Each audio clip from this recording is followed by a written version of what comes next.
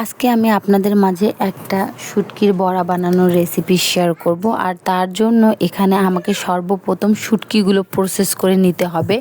শুটকিগুলো process করে নেওয়ার জন্য আমি প্রথমে গরম পানি দিয়ে শুটকিগুলো আগে ধুয়ে নেওয়ার পর তারপর আমি শুটকিগুলো তেলে ভেজে নেব। এই দেখেন আমি অলরেডি শুটকিগুলো ভালো করে পরিষ্কার করে নিচ্ছি। শুটকির মধ্যে কিন্তু অনেক পরিমাণে ময়লা থাকে, এই জন্য এটাকে ভালো করে ক্লিন করতে হবে। ঠিক আছে, এখানে আমি ওই যে চুলায় প্যান বসাই দিছি। এখানে আমি এখন শুটকিগুলো ভেজে নেব ভালো করে। দেখেন শুটকিগুলো আমি ভালো করে পরিষ্কার করে নিয়ে শুটকিগুলো ভেজে নিচ্ছি। আর আপনারা কে কে আমার মতো এই শুটকির বড়া খেতে চান, একবার হলে বাসায় বানিয়ে খেয়ে দেখবেন। আসলেই এত স্বাদ যে আপনারা নিজেই বলবেন আমাকে।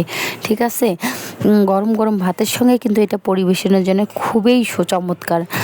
এখানে আমি শুটকিগুলো ভালো করে ভেজে নিচ্ছি।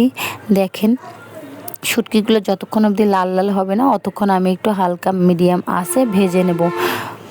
এখানে আমি তার পাশাপাশি ডালগুলো ব্লেন্ড করে নেব। এখানে চাইলে আপনারা আলু অ্যাড করতে পারেন বা শুধু আলু দিয়েও বানাতে পারেন, আপনাদের যে যার মতো ইচ্ছা করে নেবেন। এখানে যে আমি ডালের সঙ্গে শুটকিগুলো ব্লেন্ডার করে নিচ্ছি। আমি কিন্তু বারবার বলতেছি শুটকিগুলো আগে আমি ভেজে নিচ্ছি তারপরে ব্লেন্ড করে নিচ্ছি। ঠিক আছে, এখানে আমি যখন সব ম্যারিনেট হয়ে গেছে, সবগুলো বাটাবাটি শেষ, এখন আমি সব কিছু দিচ্ছি।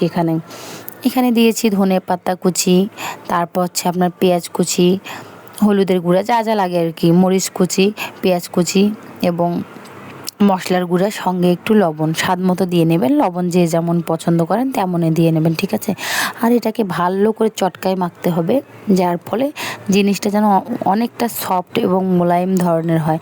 দেখেন আমি কিন্তু ভালো করে মেখে নিচ্ছি।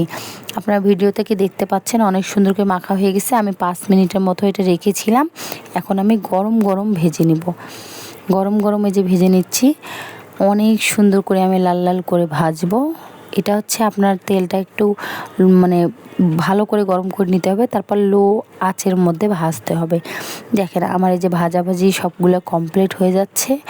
এখন আমি সুন্দরভাবে গরম ভাতের সঙ্গে পরিবেশন করব। সবাই ভালো থাকবেন।